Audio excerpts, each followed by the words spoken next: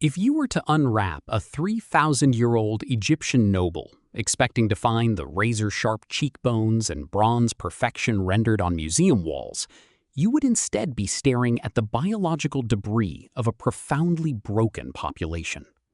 Subscribe. You'll want to see how this ends.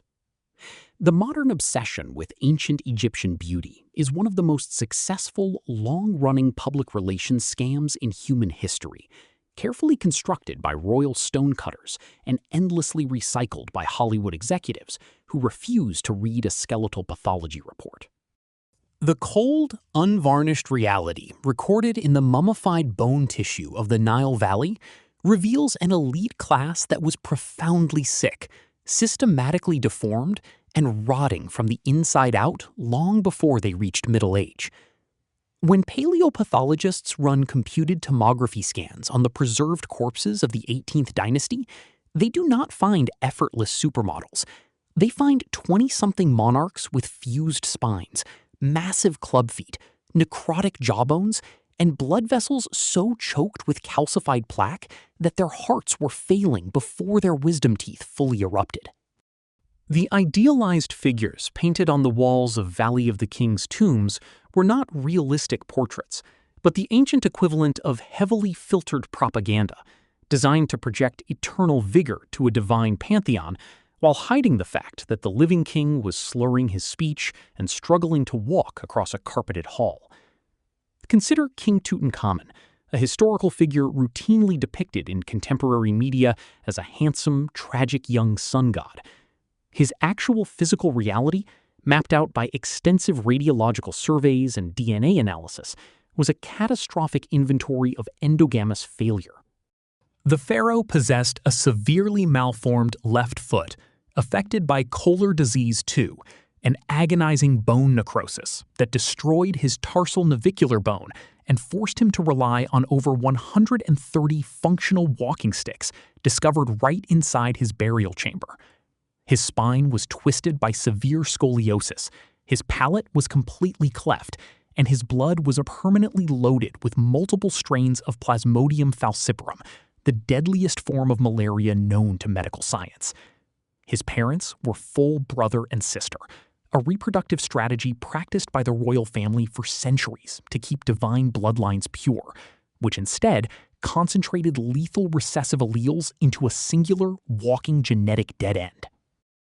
He was not an anomaly. He was the baseline product of the Egyptian ruling elite, a caste of deeply compromised individuals attempting to govern a desert empire while suffering from agonizing physical decay. The general population did not fare any better, as daily life along the Nile was an absolute war of attrition against an unforgiving environment that aggressively ruined the human body. The primary culprit behind the universal destruction of Egyptian health was the very foundation of their civilization: bread. To turn grain into flour, Egyptian bakers ground wheat and barley using heavy granite and sandstone querns, a process that inevitably scraped fine, razor-sharp silica dust directly into the dough. Every loaf of bread produced in the Nile Valley was essentially packed with microscopic liquid sandpaper. When a citizen ate their daily ration, this ambient quartz aggregate pulverized their tooth enamel down to the pulp within a few short years of adulthood. Pathological studies on non-royal human remains from sites like Amarna show that nearly 80% of the adult population suffered from massive, agonizing dental abscesses, exposed nerve endings, and severe jawbone infections. These were not minor cavities. They were rampant, destructive osteomyelitis conditions where bacterial infections ate through the mandible and maxilla, causing massive facial swelling, systemic blood poisoning, and chronic pain that made chewing solid food virtually impossible. The human mouth in ancient Egypt was a biohazard zone of decaying bone and exposed nerves, a reality that renders the serene, pearly white smiles featured in modern ancient world cinema completely hysterical.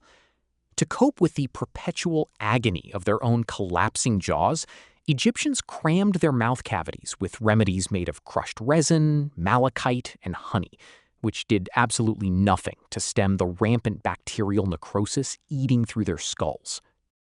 Beyond the oral devastation, the physical environment of the Nile Delta was a biological minefield overflowing with parasitic organisms that drained the energy of every man, woman, and child. The river that made agriculture possible was also the hyperdense breeding ground for schistosoma, a genus of parasitic flatworms that cause schistosomiasis, or snail fever. When farmers waded into the irrigation canals to tend their crops, tiny microscopic larvae released by freshwater snails bored directly through their skin, entered their bloodstream, and migrated to their internal organs. Once inside, the adult worms laid thousands of spiny eggs that tore through the tissues of the bladder and intestines, causing chronic internal bleeding, organ damage, liver failure, and severe anemia. The condition was so universal across the Egyptian population that the resulting bloody urine was considered a normal, expected milestone of male puberty, mistaken by ancient physicians as a male equivalent of menstruation. Analysis of preserved mummy tissue shows that over 60% of the population suffered from chronic, lifelong schistosomiasis infections, leaving them permanently fatigued, bloated, and immune-compromised. When you factor in the endemic prevalence of tuberculosis, trachoma, hookworm, and fatal sand-lung pneumoconiosis caused by inhaling airborne desert dust, the concept that ancient Egyptians were uniquely healthy or physically striking becomes completely untenable. The population was perpetually sick, violently inflamed, and struggling against continuous tissue damage from the day they were born to the day they died, which for the vast majority occurred well before the age of 35. This brings us to the famous heavy black eye makeup, the iconic kohl, that modern pop culture universally interprets as an aesthetic choice designed to enhance human beauty. The reality is that kohl was not a cosmetic accessory. It was a crude, aggressive, chemical antibiotic deployed out of sheer medical necessity to prevent vector-borne blindness. The Nile inundation brought massive swarms of waterborne flies that hovered around human faces, carrying Chlamydia trachomatis, the bacterium responsible for trachoma, a devastating infection that causes the inside of the eyelid to scar and turn inward until the eyelashes scrape the cornea into total, permanent blindness. To survive this constant biological assault, Egyptians formulated kohl by grinding galena, a natural lead sulfide ore, and mixing it with animal fats, plant resins, and copper compounds like malachite. When applied around the eyes, the low-level lead ions in the mixture reacted with the body's lacrimal fluid to synthesize nitric oxide, a compound that aggressively stimulated the immune system's localized white blood cell response. The heavy, dark circles painted around their eyes were literally a chemical shield designed to kill eye-eating bacteria before flies could deposit them into the tear ducts. It was a functional, heavy-duty medical ointment created by a desperate society trying to stop its workforce from going completely blind before their third decade of life. Maintaining even the superficial illusion of cleanliness in this climate required an exhausting, industrial-scale investment of resources that consumed a massive portion of the nation's labor output. The intense heat, combined with the lack of modern sanitation, turned human body hair into a dangerous vector for massive lice infestations that infested every level of society, from peasant farmers to the high priests of Amun. To combat this constant parasitic plague, Egyptians chose to systematically shave every single strand of hair off their bodies using copper razors and flint blades, a painful and daily ritual that left their skin exposed to raw sun scalding and severe bacterial skin infections. To replace the missing hair and protect their raw, sun-baked scalps from third-degree burns, the wealthy wore massive, heavy wigs constructed from real human hair bonded together with beeswax and animal fat. These wigs were hot, heavy, and rapidly turned rancid under the scorching African sun, requiring continuous applications of expensive, scented botanical oils to mask the stench of decaying organic grease and sweat.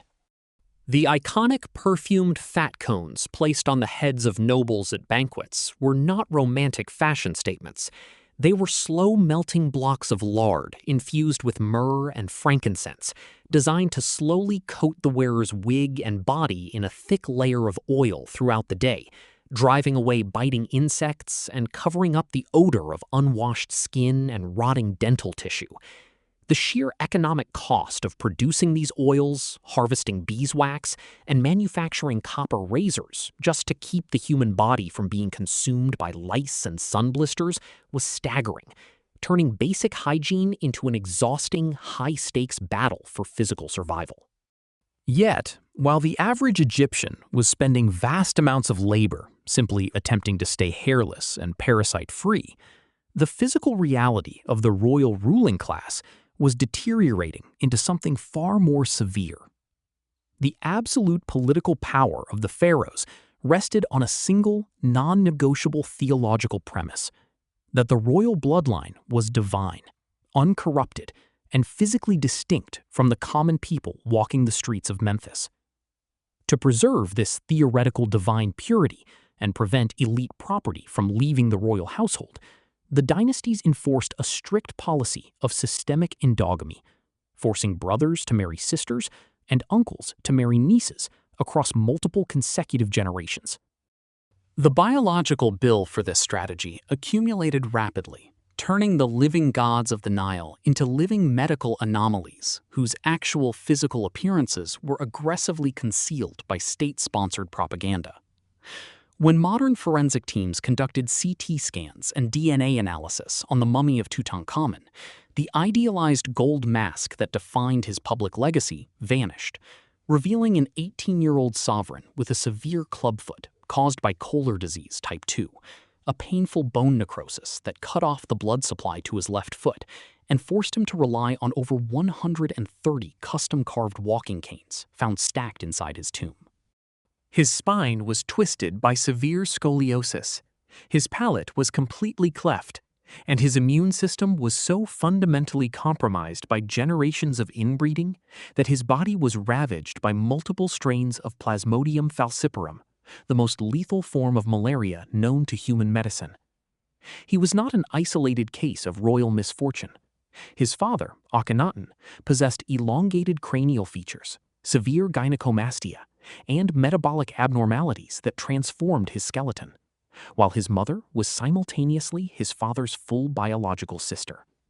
The divine rulers who claimed to embody physical perfection were, in objective biological terms, among the most physically frail and genetically compromised individuals in the entire Mediterranean basin. To prevent the total collapse of public authority under the weight of these visible physical defects, the Egyptian state pioneered one of the most sophisticated systems of visual deception in ancient history. Royal sculptors and court painters were strictly forbidden from recording the actual physical reality of the pharaoh or their court, operating instead under a rigid mathematical grid system that standardized every human depiction across 3,000 years of artistic production. Every figure depicted on temple walls, stone steles, and papyrus scrolls was mapped onto an 18-square vertical grid, ensuring that the proportions between the head, shoulders, torso, and legs remained mathematically identical regardless of who was sitting on the throne. Physical infirmity, severe obesity, dental necrosis, parasitic bloating, and genetic deformities were systematically erased from the official record, replaced by smooth, muscular torsos, flawless facial symmetry, and perpetually youthful profiles that existed entirely on stone surfaces. This was not art in any modern, expressive sense. It was an aggressive campaign of state visual management designed to construct a permanent, unyielding illusion of physical and divine superiority. The iconic, highly polished statues, carved from black granite and quartzite, were engineered to convey absolute permanence, presenting a clinical, immortal facade to a population whose average life expectancy rarely stretched past the age of 32. The ancient Egyptians did not look like their monuments. The monuments were specifically created to hide what the ancient Egyptians actually looked like, as their bodies were broken down by sand-grind dental infections, chronic snail fever, and internal organ failure. The systemic reliance on this visual propaganda was so absolute that it completely inverted how modern civilization interprets ancient physical appearance. When European archaeologists began unearthing the tombs of the Nile Valley in the 19th and 20th centuries, they mistook the hyper-engineered, highly stylized funerary masks and court portraits for literal representations of daily Egyptian life. They saw smoothed alabaster skin, meticulously braided hair, sharp obsidian eye paint, and perfectly balanced facial features, assuming they were looking at a golden age of ancient physical beauty and unparalleled personal hygiene. What they were actually looking at was the ancient equivalent of heavy airbrushing, a desperate, high-stakes public relations campaign designed to mask a harsh reality of widespread blindness, rotting jaws, parasite-infested water supplies, and severe genetic decay. The elaborate cosmetics that modern pop culture romanticizes as the height of ancient vanity were nothing more than chemical interventions designed to keep flies out of infected eye sockets, mask the stench of decaying flesh, and seal the scalp against swarms of blood-sucking insects. The heavy wigs were practical helmets against parasites. The aromatic body fats were crude insect repellents. And the striking dark coal was a toxic lead derivative synthesized in mud huts to stop bacterial blindness from wiping out the kingdom's agricultural workforce. Every single element of the iconic Egyptian aesthetic was born out of a direct, brutal struggle against biological collapse in an unforgiving desert environment. The ultimate irony of this ancient reality lies in how completely the illusion succeeded over a span of thousands of years. The Egyptian state managed to transform its most severe biological liabilities, widespread eye infections, parasitic plagues, scalding heat, and genetic collapse, into a timeless, globally recognized aesthetic that modern society still celebrates as the pinnacle of ancient elegance. We look at the gold leaf masks and smoothed stone reliefs and see an impossible standard of ancient beauty, completely missing the fact that behind those flawless stone eyes was a civilization of people battling chronic pain, severe dental abscesses, and early death. The pharaohs spent their entire fortunes building granite monuments, applying chemical face shields, and enforcing rigid artistic canons for the exact same reason: to convince their subjects, their enemies, and history itself that they were divine, intact, and in absolute control of a world that was constantly trying to break them down. The brilliant, eternal beauty of ancient Egypt was never a reflection of its living people. It was an elaborate, beautifully crafted mask designed to hide the fact that human life along the ancient Nile was a painful, brutal, and remarkably short ordeal.